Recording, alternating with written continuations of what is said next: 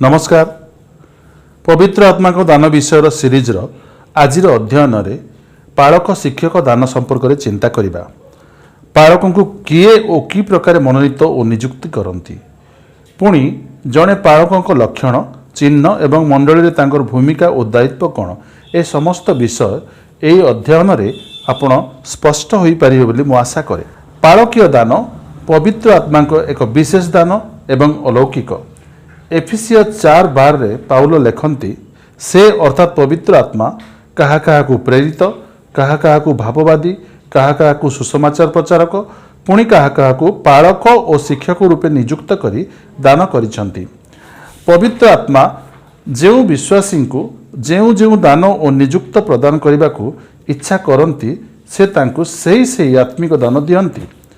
प्रथम कोरिन्थियो 12:6 लिखा जाए, किंतु से एकमात्र आत्मा अपना इच्छानुसार प्रत्येक जन को पृथक पृथक भावे दान वितरण करी एही समस्त कर्म साधन करती।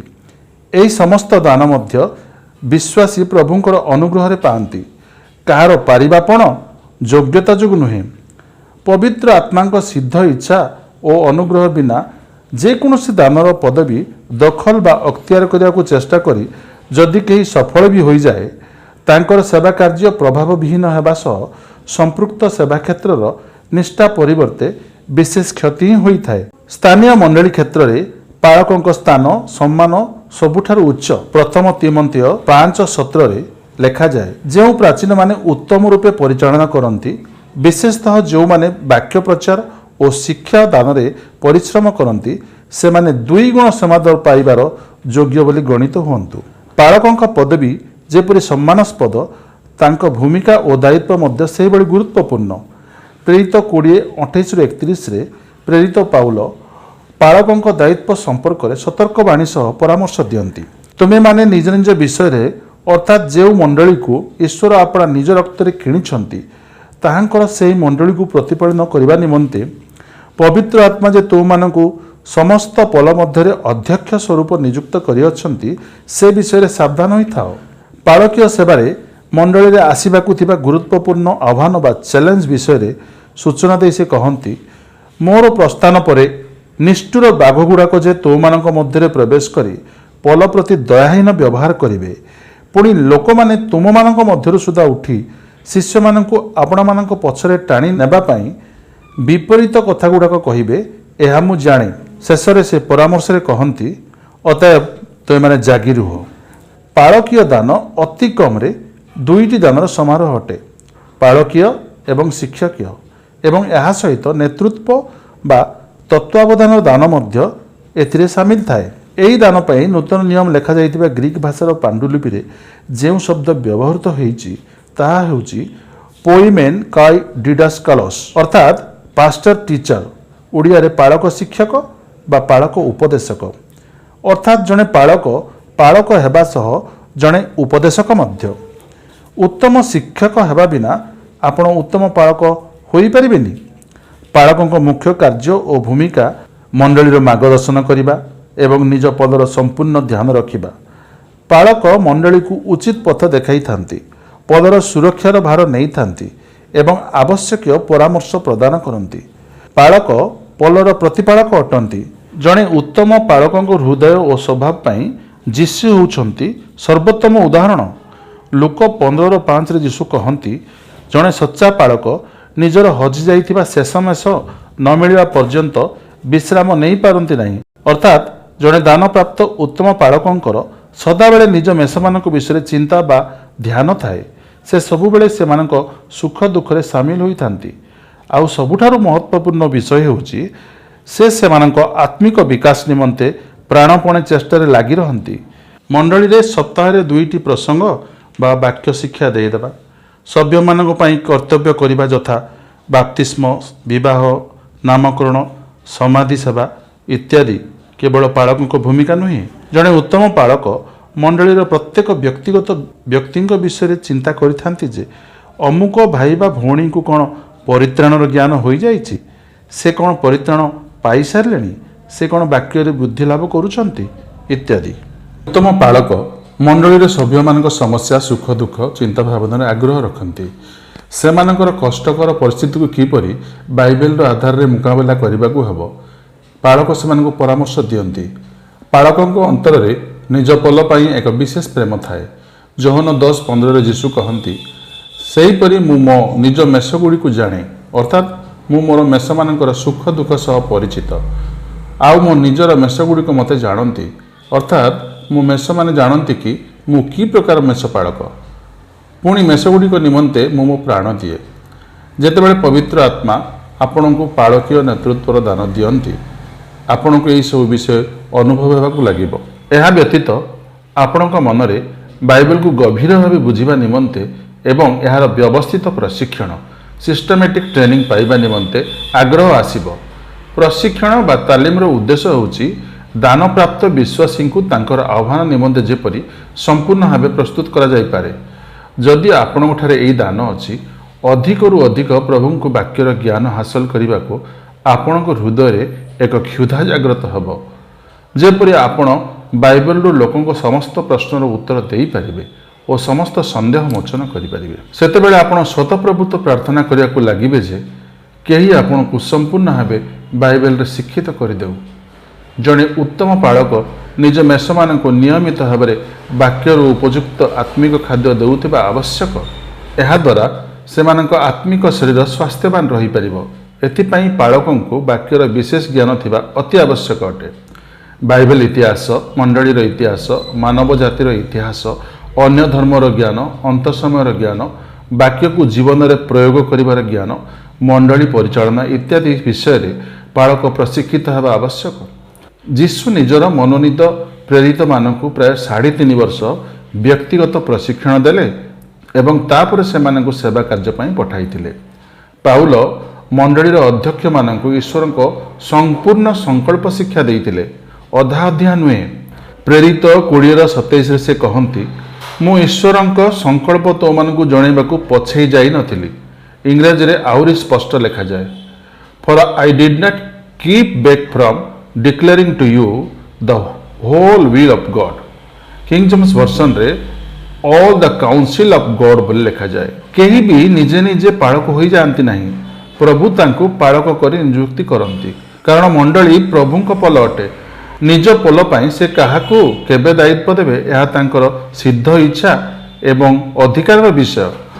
ପବିତ୍ର ଆତ୍ମା ଏଥିପାଇଁ ଅନୁଗ୍ରହର ଆତ୍ମିକ ଦାନ ନିଜ ଇଚ୍ଛାରେ ଦେଇଥାନ୍ତି ଏବଂ ନିଜେ ଏଥିପାଇଁ ପଥ ବି ପ୍ରସ୍ତୁତ କରନ୍ତି।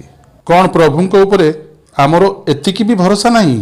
ପୋଲ ବା ଗୋଠର ମେଣ୍ଢା ଓ ଛେଳି ଏବଂ ସେଥିରେ ଥିବା ମେଣ୍ଢା ଛଦ୍ମବେଶୀ କେନ୍ଦୁଆ ଗୁଡ଼ିକ ପୋଲର ମାଲିକଙ୍କ ଉପରେ ନିର୍ଭର ନ କରି ଯଦି ନିଜେ ନିଜର ଗୌଡ଼କୁ ମନୋନୀତ ଓ ନିଯୁକ୍ତ କରିବାକୁ ଚାହାନ୍ତି କିମ୍ବା ଏଥିପାଇଁ ସେମାନେ ଅନ୍ୟ ପୋଲ ଉପରେ ନିର୍ଭରଶୀଳ ହୁଅନ୍ତି ଏବଂ କୌଣସି କାରଣରୁ ରାଜନୈତିକ ନିର୍ବାଚନ ଭଳି ସ୍ୱାର୍ଥ ଜଡ଼ିତ ତତ୍ପରତା ପ୍ରକାଶ କରନ୍ତି, ତାହାର ଫଳାଫଳ ପୋଲ ପାଇଁ ଅତି ନକାରାତ୍ମକ ଓ କ୍ଷତିକାରକ ହିଁ ହେବ। ଦାନପ୍ରାପ୍ତ ପାଳକଙ୍କ ନିମନ୍ତେ ପ୍ରଭୁ ପଥ ପ୍ରସ୍ତୁତ କରନ୍ତି। ନିଜର ଆହ୍ୱାନକୁ ଚିହ୍ନଟ କରିବା ପାଇଁ ସେ ତାଙ୍କୁ ଛୋଟ ମୋଟ ଚିହ୍ନ ବି ଦେଖାଇଥାନ୍ତି। ସେ ତାଙ୍କୁ ଏହି ଦିଗରେ ଆଗକୁ ବଢ଼ିବାର ସୁଯୋଗ ମଧ୍ୟ ଦେଇଥାନ୍ତି। ତେବେ ଯାହାକୁ ଏହି ଦାନ ମିଳିଥାଏ, ସେ କେବେ ବି ନିଜ ସ୍ୱାର୍ଥ ପାଇଁ ପାଳକ ହେବେ ନାହିଁ, କିନ୍ତୁ ତାଙ୍କୁ ଅନୁଭବ ହେବାକୁ ଲାଗିବ କି ପ୍ରଭୁ ତାଙ୍କୁ ଏକ ବଡ଼ ଓ ମହତ୍ତ୍ୱପୂର୍ଣ୍ଣ ଦାୟିତ୍ୱ ନିମନ୍ତେ ଆହ୍ୱାନ ଦେଉଛନ୍ତି ବା ଦେଇଛନ୍ତି। ପୁଣି ଏହା ବି ତାଙ୍କର ଗୋଟିଏ ଚିହ୍ନ ହେବ, ପ୍ରଭୁ ତାଙ୍କୁ କେଉଁ ବା କେଉଁଠାରୁ ବାଇବେଲର ପ୍ରଶିକ୍ଷଣ କରାଇବେ। ଯଦି ଆପଣ ପାଳକୀୟ ଦାନ ପାଇଥିବେ, ଆପଣ ନିଶ୍ଚିତ ଭାବେ ଜଣେ ଉତ୍ତମ ଶିକ୍ଷକ ହେବାର ଦାନ ମଧ୍ୟ ପାଇଥିବେ। ଆଜିକାଲି ଏମିତି ପାଳକ ବି ଅଛନ୍ତି ଯେଉଁମାନେ ନା ଠିକ୍ ଭାବରେ ବାଇବେଲକୁ ଅଧ୍ୟୟନ କରନ୍ତି ନା ବାକ୍ୟରେ ସମୟ ବିତାନ୍ତି। ତଥାପି ସେମାନେ ନିଜର କିଛି ସ୍ୱାର୍ଥ ପାଇଁ ମଣ୍ଡଳୀ ଚଳାଉଥାନ୍ତି। ବେଳେବେଳେ ତାଙ୍କର ଅର୍ଥ ଲୋଭ, କେବେ କେବେ ମାନ ସମ୍ମାନ ଲୋଭରେ, ଠିକ୍ ଯେମିତି ବାଇବେଲର ଫାରୁସୀମାନେ କରୁଥିଲେ। ଏମିତି ଲୋକଠାରେ ପାଳକ ଶିକ୍ଷକୀୟ ଦାନ ନଥାଏ। ଯଦି ଆପଣ ଏପରି ପାଳକ ଥିବା ଚର୍ଚ୍ଚ ଯାଉଛନ୍ତି, ଦୟାକରି ପ୍ରଭୁଙ୍କଠାରେ ପ୍ରାର୍ଥନା କରି ଆଉ କୌଣସି ଭଲ ଚର୍ଚ୍ଚ ଖୋଜନ୍ତୁ, ଯାହା ଆପଣଙ୍କ ଆତ୍ମିକ ଜୀବନ ପାଇଁ ଅତି ଜରୁରୀ ଓ ଲାଭଦାୟକ ଅଟେ। ଏହା ବ୍ୟତୀତ ପାଳକଙ୍କୁ ପବିତ୍ର ଆତ୍ମା ଜଣେ ଉତ୍ତମ ନେତା ବା ତତ୍ତ୍ୱାବଧାରକ ହେବାର ସାମର୍ଥ୍ୟ ମଧ୍ୟ ଦିଅନ୍ତି ଏବଂ କ୍ରମଶଃ ଏହି ସାମର୍ଥ୍ୟକୁ ଅନୁଭୂତି ଦ୍ୱାରା ତାଙ୍କ ମଧ୍ୟରେ ବିକଶିତ ହେବାକୁ ସେ ସାହାଯ୍ୟ କରନ୍ତି। କାରଣ ଚର୍ଚ୍ଚରେ ଅନେକ କ୍ରିୟାକଳାପ ଓ ପ୍ରଶାସନ ତଥା ପରିଚାଳନା ସମ୍ପର୍କିତ ଗତିବିଧି ଥାଏ, ଯଥା ଯୁବକ ଯୁବତୀଙ୍କ କାର୍ଯ୍ୟକ୍ରମ, ମହିଳା ସମିତି, उपासना दल, बाइबल अध्ययन सभा समिति, आर्थिक परिचालना, मंडली बाहर सुसमाचार प्रचार इत्यादि। जड़े उत्तम नेता सदाबले निज उदाहरण शिखाई थांती।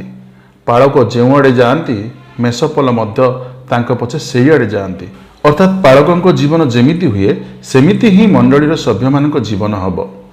निज उदाहरण शिखाइबार अर्थ जेपर जीशु अपना शिष्य मान पाद धोई दासत्व नेतृत्व सर्वेंट लीडरशिप प्रकृत अर्थ शिखाई जहां यही पालकीय दान मिलता है से मंडलीर सबुठारु उच्चतम दायित्व निमंते आहुत होइथिले मध्य तांकु जे सेवकों भली निजर पलर सेवा करने को हेबो या से भल भाव बुझी पारंती। से जानती आवश्यक हेले मते निजर सुख सुविधा को पछरे रखी पलर सेवा करने को हेबो। लुक 22:2 रे यीशु कहती मात्र तो मानक मध्य जे ज्येष्ठ से कनिष्ठ परि हो पुणी जे नेता से सेवक परि हो। पालक आगे आगे चलती और पल तांक पछे पछे यही विश्वास रे चलती जे आमर पालक थिले आमर केही किछि भी करि परिबे नाही। जोहन 10:27-28 रे यीशु कहती मो बेश सबु मोहर स्वर शुणती और मु से मानकु जाने आउ से माने मो पछे पछे चलती पुणी मु से मानकु अनंत जीवन दिए आउ से माने कदापि केबे विनष्ट हेबे नाही पुणी केही मो हस्तरु से मानकु हरण करिवो नाही। अर्थात संपूर्ण सुरक्षा जहाकु पालक शिक्षकर दान मिली थाए तांको मनरे लोक मानक निमंते जो प्रेम जागृत हुए तद्वारा से निजे से मानक सहित संपर्क रे जड़ित हुअंती एवं से माने मध्य तांको सह संपर्क रे जड़ित होई जांती। जणे दान प्राप्त पालकंक पक्षरे सबुठारु भल हबो काहा द्वारा गठित मेषपल को चराइबा अपेक्षा सुसमाचार बीज बुणी निजे निज पल खोजिबा उचित पुणी धीरे धीरे निज पलर वृद्धि करबा उचित जेपरि तांकर निज मंडली ठिया होई परिबो एवं प्रभु तांको द्वारा सेई मंडली को आशीर्वाद करिवे। तेबे आजिर अनुचिंतार सार पवित्र आत्मांक दान पालक पदवीर अर्थ प्रथम मेषमानक निमंते गभीर प्रेम एवं द्वितीय परमेश्वर वाक्य निमंते गभीर क्षुधा। यही दुईटी लक्षण यही दानर मुख्य चिन्ह। प्रथम पीतर 5:2-4 रे जहाँ पालकों निमंते लिखा जाए तुम मानक तत्वावधान ईश्वर पल को प्रतिपालन कर बाध्य हुई नुहे मात्र ईश्वर इच्छानुजाई स्वच्छंद मनरे अन्याय लाभ निमंते नुहे किंतु आग्रह सहकारे ताहा कर। पुणी जो मानकर दायित्व भार तो मानक हस्तरे समर्पित अच्छी से मानक उपरे कर्तापण न करी पलर आदर्श स्वरूप होई ताहा कर।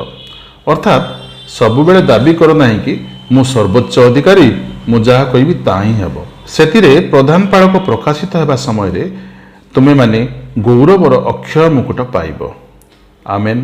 आमर एई चैनल रे प्रसारित वीडियो गुडिकर जे कोनोसी प्रसंग रे जदि आपनक मन रे कोनोसी प्रश्न किंबा संदेह थाए दया करी व्हाट्सएप एसएमएस किंबा ईमेल माध्यम रे इंग्राजी ओडिया किंबा हिंदी भाषा रे निसंकोच लिखंतु। आम सह जोगाजोगर विवरण आपनक मोबाइल परदारे किंबा एई वीडियोर डिस्क्रिप्शन बॉक्स रे पाई परिबे। यथाशीघ्र संभव आपण व्यवहार करथिबा माध्यम और भाषा रे व्यक्तिगत भावे आपनक संदेह दूर करिया को प्रयास करिवो किंबा परवर्ती वीडियो रे उत्तर रखिया को चेष्टा करिवो। धन्यवाद।